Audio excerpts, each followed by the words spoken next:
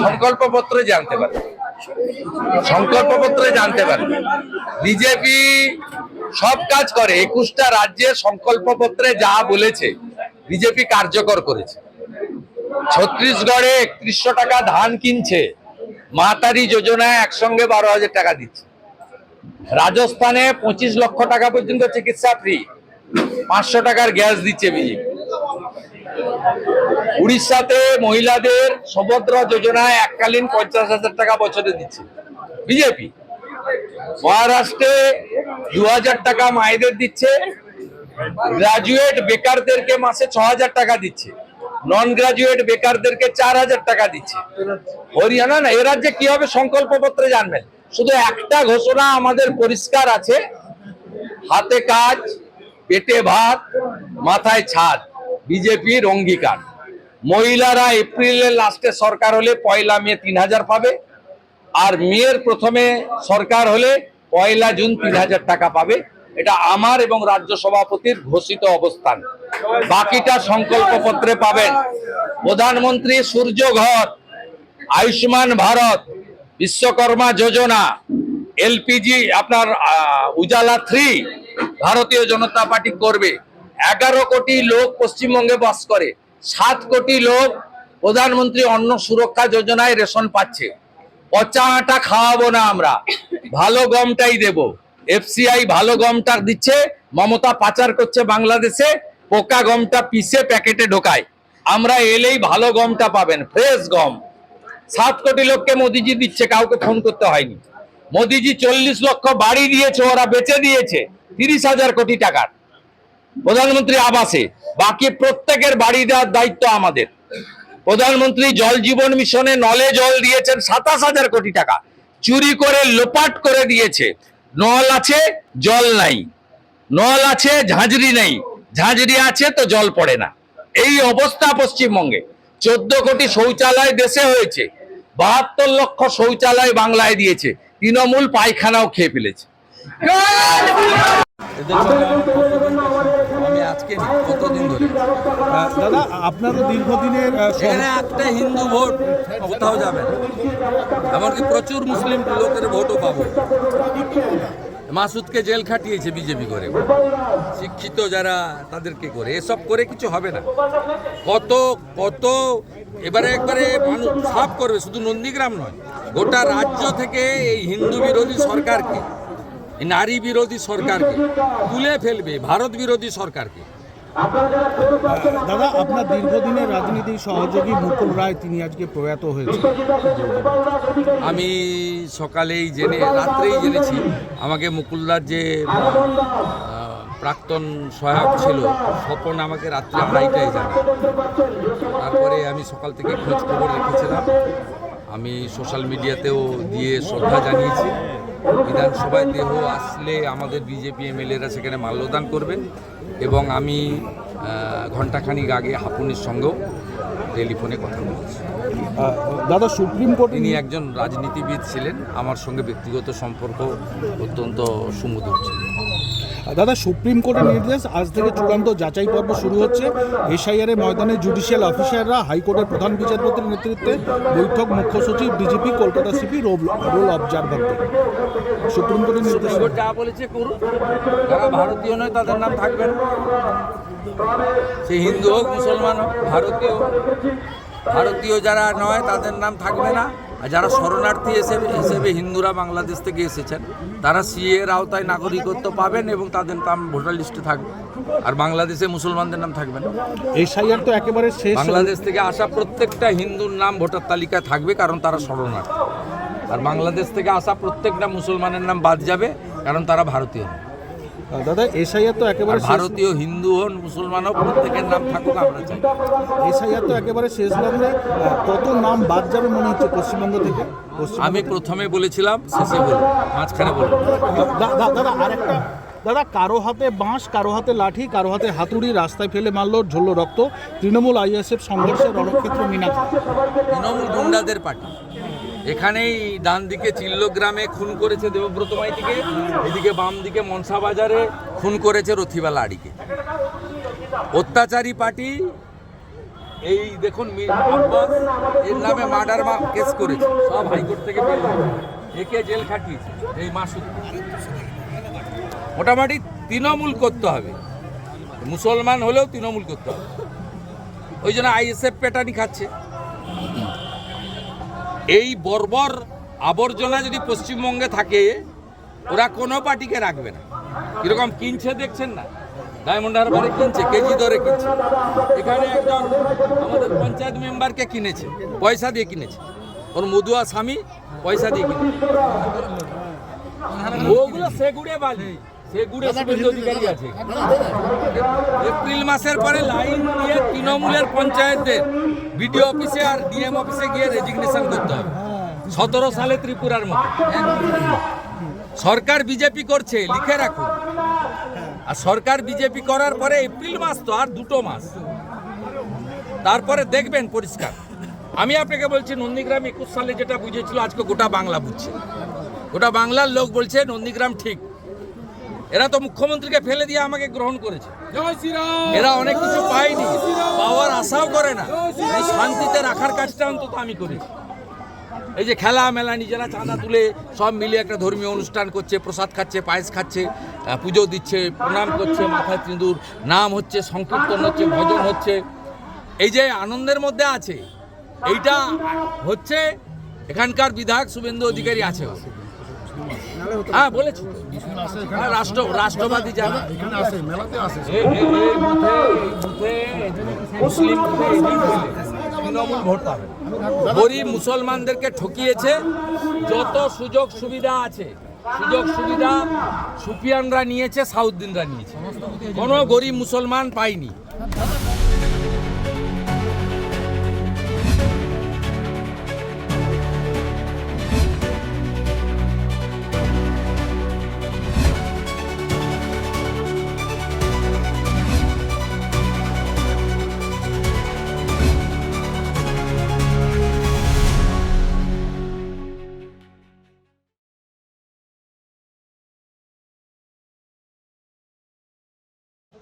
রাজ্যে ভোটের আগে বড়সড় সিদ্ধান্ত ইডির, ভেবেচিন্তে সব প্রত্যেককে পাঠাতে হবে জিজ্ঞাসাবাদের নোটিশ।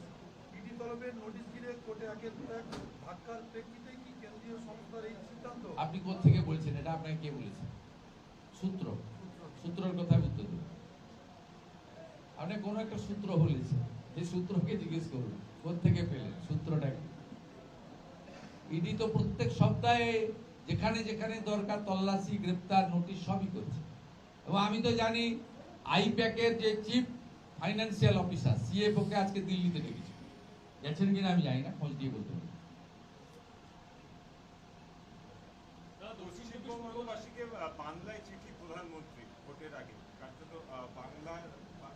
ঘরে ঘরে বিজেপি কর্মীরা পৌঁছে দিচ্ছে।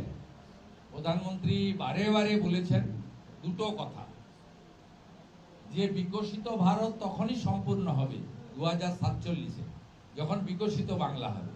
পশ্চিমবঙ্গকে বাদ দিয়ে বিকশিত ভারত হতে পারে না। এটা প্রধানমন্ত্রী যে 6টি পরিবর্তন সংকল্প যাত্রা এখানে করেছেন, সরকারি কর্মসূচি করেছেন, তাতে পরিষ্কারভাবে বলেছেন। 1 নম্বর। দ্বিতীয় নম্বর হচ্ছে মাননীয় প্রধানমন্ত্রী বলেছেন যে ভারতীয় জনতা পার্টির আদর্শিক নেতা এবং ভিত্তি স্থাপন করেছিলেন ডক্টর শ্যামাপ্রসাদ মুখার্জি, একজন আদর্শ বাঙালি, ট্রু একজন রাষ্ট্রবাদী, যার জন্যই আজকে কাশ্মীর ভারতের অবিচ্ছেদ্য অঙ্গ। জওহরলাল নেহরু সহ কংগ্রেস তখন ভারত ভাগ করেছিল, আর ডক্টর শ্যামাপ্রসাদ মুখার্জি আর স্বামী প্রণবানন্দ পূর্ব পাকিস্তানকে ভাগ করে দিয়েছিল।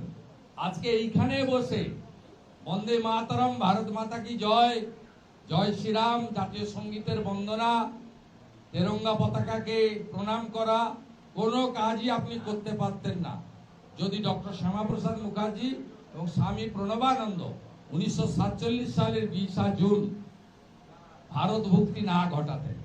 তাই প্রধানমন্ত্রী বাংলাতে চিঠি শুধু নন, তিনি বাংলাতে সোশ্যাল মিডিয়াতেও দেন পশ্চিমবঙ্গের বিভিন্ন মুনি ঋষিদের বিষয়ে, বিভিন্ন দুর্গা পূজা থেকে শুরু করে বড় বড় আমাদের ভারতীয় এবং সনাতনী উৎসবের ক্ষেত্রে প্রধানমন্ত্রী যখন পশ্চিমবঙ্গে আসেন, আসার আগে তিনি বাংলাতে তার সোশ্যাল মিডিয়ায় দেন এবং তিনি পশ্চিমবঙ্গে মা কালীকে প্রণাম করে, মা দুর্গাকে প্রণাম করে তিনি তার বক্তব্য শুরু করেন বাংলাতে। এবং আপনারা শুনলে খুশি হবেন যে স্বাধীনতার এত বছর পরে 2024 সালে ক্লাসিক্যাল ল্যাঙ্গুয়েজের যে স্বীকৃতি বাংলা ভাষা, এটা কিন্তু নরেন্দ্র মোদীজি দিয়েছেন, তার চেষ্টাতে হয়েছে। তৃণমূল কংগ্রেসও প্রচেষ্টা নেননি এবং স্বাধীনতার পর থেকে যত সরকার কেন্দ্রে বা রাজ্যে এসেছে তারা কেউ এই বাংলা ভাষাকে, ক্লাসিক্যাল ল্যাঙ্গুয়েজকে যে স্বীকৃতি, সেই স্বীকৃতিটা নরেন্দ্র মোদীজির নেতৃত্বে ভারত সরকার দিয়েছে। উনার আবেদন চিঠি বাড়িতে বাড়িতে আমরা পৌঁছে দিয়েছি। তিনি মেট্রো উদ্বোধন করতে এসে পরিষ্কারভাবে দমদমে বলে গেছিলেন, আমার কাজ বাংলার হিত গৌরব ফেরানো।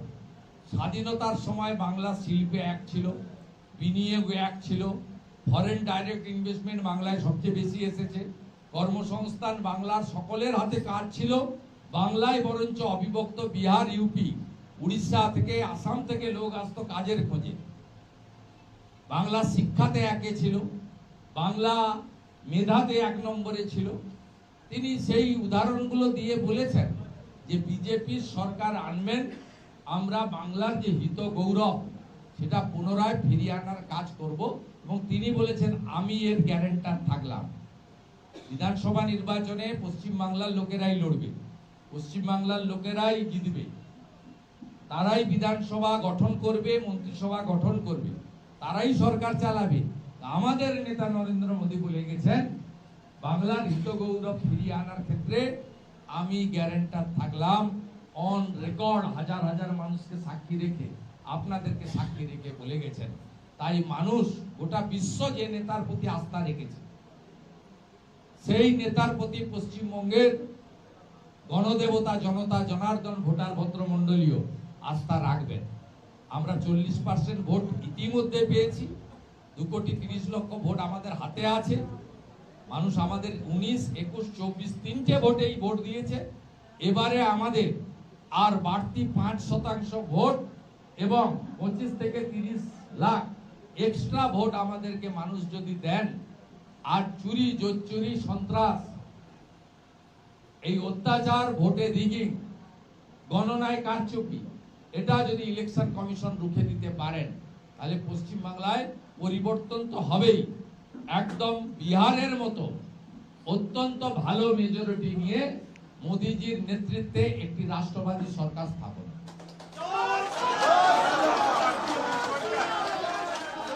গত 48 ঘন্টায় যদি দেখা যায়, দিল্লি পুলিশ 2 জন লস্করি তৈবার হ্যান্ডেলার এবং একজন আইএসআই এর এজেন্টকে অ্যারেস্ট করলো। ওয়েস্ট বেঙ্গল পুলিশের সেখানে ভূমিকাটা কি? ভূমিকাটা তোষণ, তুষ্টিকরণ, হাই অ্যাপিচমেন্ট। আপনাকে বলি, পশ্চিমবঙ্গ শুধুমাত্র দুর্নীতির হাব, তোষণের হাব হয়নি, জঙ্গিদেরকে একটি নিরাপদ আশ্রয়স্থল করে দিয়েছে তৃণমূল কংগ্রেস। আমি সব জায়গায় বলি, প্রতিদিন বলি, গত 2 বছরে সোনারপুর থেকে আব্দুল মান্নান লালটু শেখ ধরা পড়েছে, যিনি জঙ্গি সংগঠনের লিঙ্কম্যান। আনসারুল বাংলার প্রতিনিধি সাদ শেখ ধরা পড়েছে মুর্শিদাবাদের হরিহর পাড়ায় একটি খারেজি মাদ্রাসা থেকে। তিনি 3 বার ভোট দিয়েছেন তৃণমূলকে। এখানেই পাশে ক্যানিং, এখান থেকে কাশ্মীর থেকে এসটিএফ এসে জাভেদ মুন্সিকে অ্যারেস্ট করে নিয়ে গেছে, যিনি আরডিএক্স এ বিশেষ বিস্ফোরক বানাতে পারেন। 2 কিলোমিটার দূর থেকে রিমোটে গাড়ি বাড়ি মানুষকে উড়িয়ে দেওয়ার ক্ষমতা তার আছে। তাকে নিয়ে গেছে কাশ্মীর এসটিএফ। তাই এই ঘটনা কোনো বিচ্ছিন্ন ঘটনা নয়। ইন্দোরের সেক্স র্যাকেট ধরা পড়লে বাংলাদেশি মুসলিম অনুপ্রবেশকারী রোহিঙ্গারা ধরা পড়ে। দিল্লিতে আপনার হনুমান জয়ন্তীর মিছিলে যারা পাথরবাজি করে তারা ধরা পড়ে এখানকার লোক। যত ঘটনা ভারতবর্ষ হচ্ছে, এমনকি হরিয়ানার নুতে যে ঘটনা ঘটানো হয়েছিল তারও এখানে যোগসূত্র পাওয়া গেছে। গোটা ভারতবর্ষে কাশ্মীর থেকে কন্যাকুমারী, কোচবিহার থেকে কাকদ্বীপ, দার্জিলিং থেকে দীঘা, এমন কোন ইনসিডেন্ট পাবেন না যেখানে পশ্চিমবঙ্গের এই জঙ্গি জিহাদিদের লিঙ্ক নেই। এদের সকলের পরিচয় এরা তৃণমূল কংগ্রেসের আশ্রয়ে আছে, আর তৃণমূল কংগ্রেসের আশ্রয়ে থাকলে পুলিশ এদের টিকিটিও ছবে না, নিশ্চিন্তে থাকতে পারে। প্রকাশ্য সীমান্তে চোরাচালান চলছে, ভারত বাংলাদেশ সীমান্তে চোরাচালানের ভিডিও ভাইরাল হয়েছে। বিএসএফের নজরদারি সত্ত্বেও অনুপ্রবেশ তাদের মন্তব্য চলছে। 550 কিলোমিটার তো জমি দেয়নি। গোসাবা তো 13টা দ্বীপ, একটা দ্বীপে বিএসএফ আছে। আপনি ফিশারম্যান সেজে এই ডিঙ্গি নৌকাতে যদি সুন্দরবন থেকে কোন বাংলাদেশ থেকে জঙ্গি বা কোন চোরাচালানকারী এখানে ছোট নৌকা নিয়ে এসে উঠে পড়ে, অসংখ্য বৈধ এবং অবৈধ ঘাট রয়েছে, আপনি তাকে আটকাবেন কি করে? এই কাজটা তো কোস্টাল পুলিশ স্টেশনে, এই কাজটা তো লোকাল পুলিশের। এই জন্যই তো রাজ্যে 4000 ভিলেজ পুলিশ, যাদেরকে ইনফরমেশন দেওয়ার কথা বলা হয়। কিন্তু এখানে টাকার বিনিময়ে আর ভোট ব্যাংকের কথা মাথায় রেখে এদেরকে লালিত পালিত করা হচ্ছে। তাই বাঁচতে চাই বিজেপি, তাই পাল্টানো দরকার, চাই বিজেপি সরকার। এছাড়া কোনো রাস্তা নেই,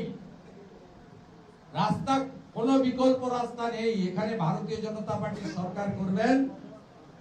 অমিত শাহজি বলে গেছে ব্যারাকপুরে কার্যকর্তা সমাবেশে যে 45 দিনের মধ্যে সীমান্তে আমরা কাঁটা তার দিয়ে সিল করে দেওয়ার কাজ করব। তিনি 3টে কথা বলেছেন পাটনাতে বসে সাংবাদিকদের টক শোতে। প্রথম বলেছেন ডিটেক্ট, এই অবৈধ বাংলাদেশি জঙ্গি অনুপ্রবেশকারী, প্রথমে ডিটেক্ট, তারপরে ডিলিট, তারপরে বিজেপি সরকার এলে রিপোর্ট।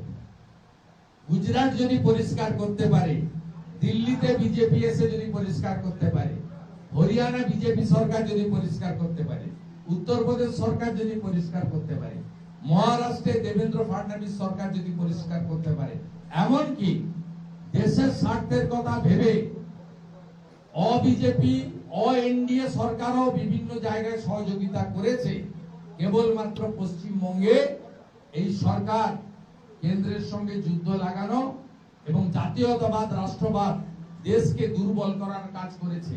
তার ফলে আমরা এই সমস্যার মধ্যে দিয়ে আছি। মানুষ যদি চায় আর মাত্র 2 মাস, এপ্রিলের 30 তারিখের মধ্যে পরিবর্তন হবে।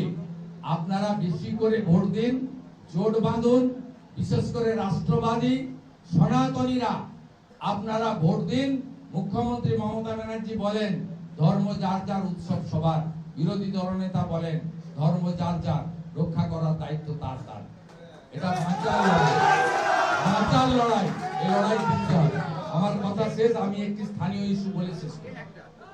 কলকাতা হাইকোর্ট আজকে একটা রায় দিয়েছে, মানে একটা উৎসাহ প্রকাশ করেছে অমৃতা সিনহার বেঞ্চ, যে পুরো কলকাতায় জলাভূমি কিছুতেই উদ্ধার করা যাচ্ছে না। 550টা 500টার উপরে বাড়ি বেআইনি নির্মাণ ভাঙা হচ্ছে না।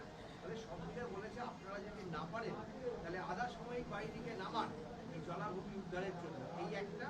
আর মুকুলরা আজকে প্রয়াত হয়েছেন, তার দেহে আলাদা আছে। কেউ কেউ প্রশ্ন তুলেছেন যে আপনি পুরী পাঠিয়েছেন, জাননি কেন? আর শতরূপ ঘোষ প্রশ্ন করেছে যে উনি একমাত্র সৎলোক ছিল, কারণ উনি বলেছিলেন যাহাই তৃণমূল তাহাই। দেখুন, প্রথমত অমৃতা সিনহা মহোদয়ার যে জাজমেন্ট বা যে মন্তব্য, এটা নিয়ে আমি বলবো এই সরকার করবে না। এরা আধা সামরিক বাহিনীর বিরুদ্ধে যুদ্ধ ঘোষণা করে। এদের ভাতাজীবী অপর্ণা সেনেরা বিএসএফ কে রেপিস্ট বলে। মুখ্যমন্ত্রী কেন্দ্রীয় আধা সামরিক বাহিনী কেন, আর্মির বিরুদ্ধে প্রশ্ন তুলে। অতএব এরা আধা সামরিক বাহিনী ডাকবে না।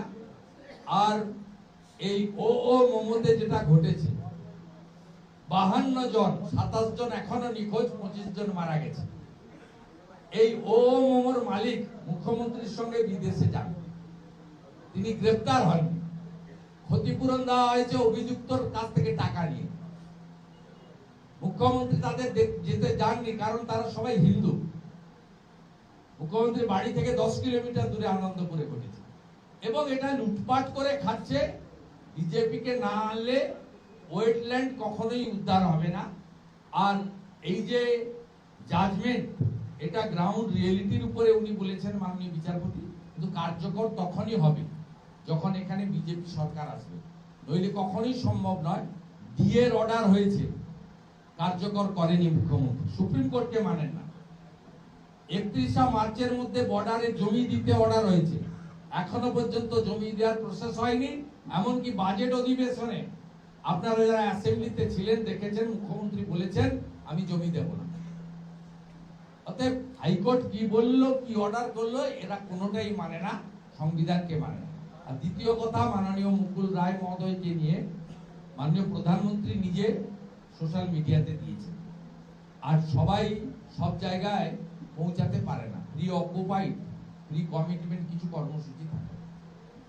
আপনারা মনে হয় জানেন না, ভারতীয় জনতা পার্টির পক্ষ থেকে পশ্চিমবঙ্গ বিধানসভায় শ্রীমতী মালতী রাভা রায়, শ্রীমতী শিখা চ্যাটার্জি, শ্রী নরহরি মাহাতো, শ্রী অশোক দিন্দা, শ্রী পবন সিং, এতগুলো বিধায়ক এবং আমার যিনি প্রাইভেট সেক্রেটারি স্যার প্রদীপ চ্যাটার্জি, আমার নামে লিখিত মালা সেখানে দিয়েছে। রাত্রি 2:30টার সময় প্রথম মুকুলবাবুর যিনি প্রাক্তন সহায়ক ছিলেন স্বপন, তিনি আমাকে মেসেজ করেন। আমি তখনই রেসপন্স করে স্যাড নিউজ বলে লিখি। আজকে সকালবেলা 10টার সময়, 10:30টার সময় আমি ওনার পুত্র প্রাক্তন বিধায়ক শুভ্রাংশু রায়ের সঙ্গে মোবাইল ফোনে কথা বলে আমার কন্ডোলেন্সেস জানিয়েছি।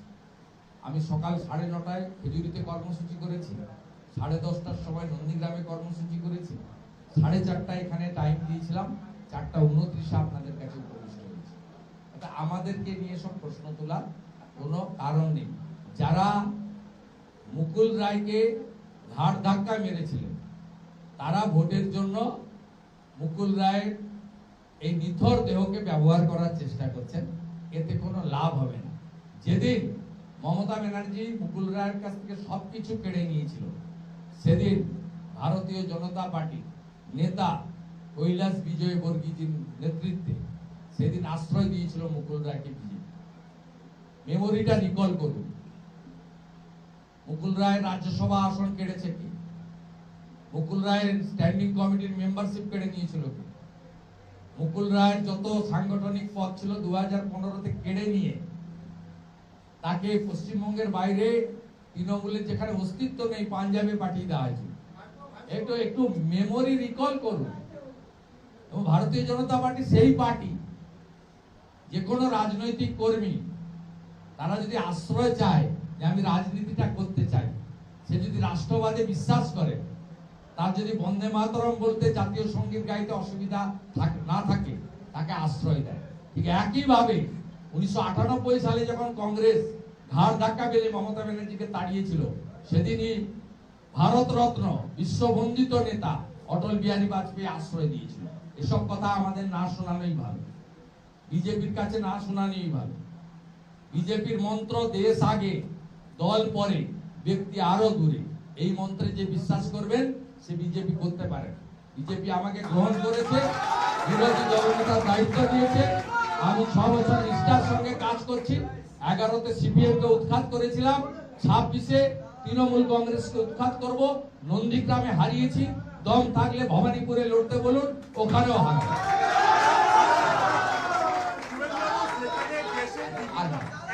অনেক যেখানে দেশের বিভিন্ন হাইওয়েতে এয়ারফোর্সের বিমান নামছে, এখানে সিভিক ভলান্টিয়াররা ব্যারিকেড লাগিয়ে তোলা তুলতে ব্যস্ত। আপনিও টুইট করেছেন, মানে তোলা না কি ধরনের মারছে দেখুন, গাড়ির ড্রাইভার খালাসিদেরকে পেটাচ্ছে দেখুন, ক্যাঙ্গারু কোর্ট রাস্তায় রাস্তায়। আমি ওই টুইটেই লিখেছি, বাঁচতে চাই বিজেপি, তাই এছাড়া কোনো রাস্তা নেই। একটাই সমাধান, মমতাকে প্রাক্তন মুখ্যমন্ত্রী করতে হবে। যত গোলমালের মূলে এই মুখ্যমন্ত্রী, অতএব একে যদি প্রাক্তন আপনি না করতে পারেন, পশ্চিম বাংলার মুক্তি নেই, মুক্তি নেই, মুক্তি নেই। আগামী দিনে গ্রেটার বাংলাদেশ হবে। আমাদের বর্ডারে সব সিট জামাত জিতেছে, আর এবারে এই জামাত দখল করে ফেলবে। অর্ধেক তো করে নিয়েছে। এই দক্ষিণ 24 পরগনায় পুরনো যারা বাসিন্দা, সর্দার, প্রামাণিক, আপনি খোঁজ নিয়ে দেখুন, পুরোটাই এই 24 পরগনা আজকে পুরো ডেমোগ্রাফি চেঞ্জ হয়ে গেছে। কামালগাজী থেকে ক্যানিং হয়ে গোসাবার ঘাট, ওদিকে আপনার লেদার কমপ্লেক্স হয়ে, ঘটকপুকুর হয়ে, বাসন্তী এক্সপ্রেস হয়ে, আপনি দেখে আসুন, গেলে মনে হবে যে এটা ভারতে আছি না পাকিস্তানে আছি। গেলেই চোখের সামনে দেখতে পাবেন কিভাবে জায়গাগুলোকে সম্পূর্ণ জনবিন্যাস বদলে দিয়ে সব বদলে দিয়েছে। তাই একমাত্র সলিউশন সামনে, গণতন্ত্রের মহোৎসবে, গণতন্ত্র রক্ষা করার লড়াইতে এদেরকে উপড়ে ফেলতে হবে। বাঁচতে চাই বিজেপি। তাই আমি একটা লোকাল ইস্যু বলে শেষ করব। এত 200% কাজ, ভর্তি কাজ করার পরেও মথুরাপুরের সাংসদ বাপি হালদার গতকাল রায়দিঘি বিধানসভায় 51টি ক্লাবকে 10,000 করে টাকা আর ফুটবল দিয়েছে। আমরা এই ছবিটা দেখাচ্ছি। আমি শুধু জানতে চাইছি টাকার উৎস কি। উনি বলেছেন এনজিও দিয়েছে। এনজিওর নাম জানতে চাই, আমি রেজিস্ট্রেশন নাম্বার জানতে চাই। 3 দিনের মধ্যে যদি পাবলিকলি না জানান সোশ্যাল মিডিয়া বা মিডিয়াতে, তাহলে ইনকাম ট্যাক্সকে আমি চিঠি লিখবো, এই টাকার উৎস খোঁজ করা হোক। আমি ইনকাম ট্যাক্সে চিঠি লিখবো, যদি এই টাকা লফুল ডিস্ট্রিবিউশন হয়, টাকা যা আছে বদরক্ত নিয়ে নেন, যত দিচ্ছে নিয়ে নেন, আমার আপত্তি নেই। টাকার উৎস বলতে হবে। বাপি বাবু, আপনাকে আমি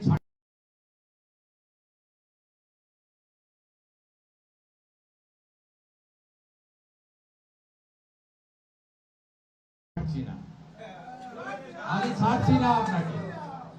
প্রত্যেকে আপনি গিলাচ্ছেন, টাকার উৎস আপনাকে জানাতে হবে। আপনি কায়দা করে বলেছেন এনজিও, এনজিওর নাম চাই, রেজিস্ট্রেশন নম্বর চাই। নামটাই দিন, রেজিস্ট্রেশন নম্বর আমরা বের করে ফেলবো। না বের করলে ইনকাম ট্যাক্স আমি চিঠি দেবো। আমি নাগরিক হিসেবে আমার অধিকার আছে ইনকাম ট্যাক্সকে চিঠি দেওয়া। আমি এই ডকুমেন্ট গুলো নিয়ে যাচ্ছি, আমি কিন্তু এটা ছাড়বো না, এইটুকু বলে গেলাম।